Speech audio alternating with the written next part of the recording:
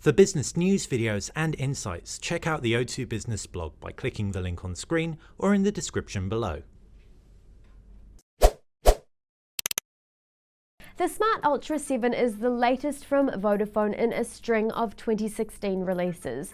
The first, the Smart Prime 7, was a £75 smartphone which did the job despite being hampered by only 8GB of internal storage. And the Smart Platinum 7 was their flagship release, a gorgeous premium device.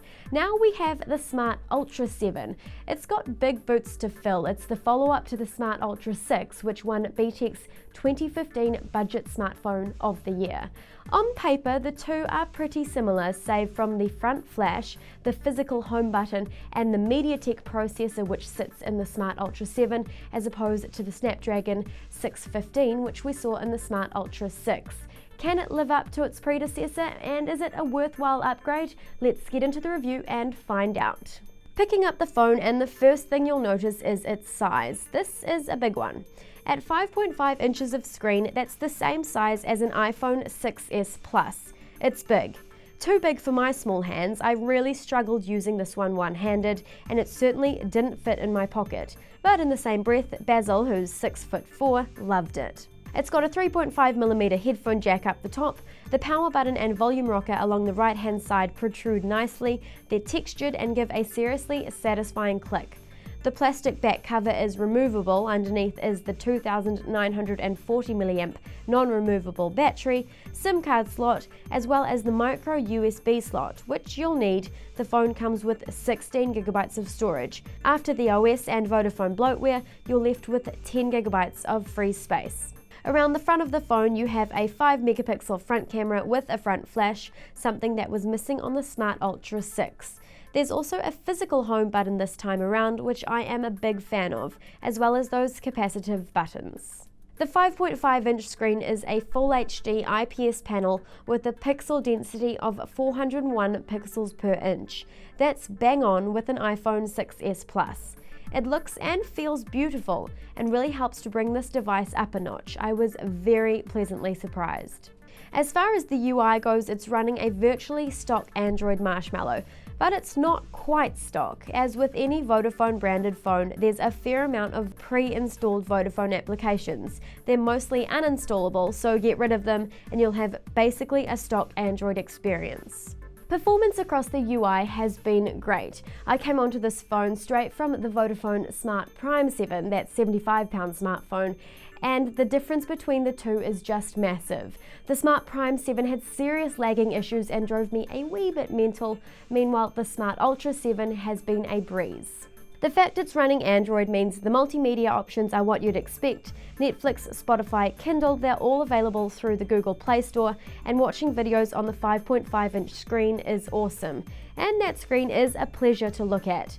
The speaker is bottom firing, so you'll want to be careful not to cover it with your hands. With 2GB of RAM, it handles gaming well, and 16GB of onboard storage with microSD expandability means there's room for all of your files, though maybe not too many big games like RPGs or first-person shooters. Vodafone has gone with a cheaper Mediatek processor this time around. The Smart Ultra 7 is running on a Mediatek MT6755M chipset, while last year's Smart Ultra 6 had a Snapdragon 615. Immediately, the thought process would be that Snapdragon chipset would be preferable, but we ran them both through their paces, and with an Antutu benchmarking score of almost double what the Smart Ultra 6 achieved, Vodafone is proving that the Smart Ultra 7 really is worth the upgrade.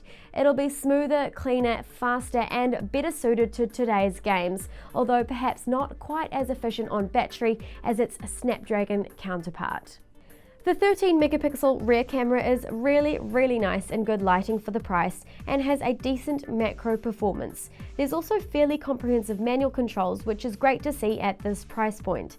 A bit of noise starts to creep in low light, but overall not too shabby, and the front 5-megapixel camera now has a front flash.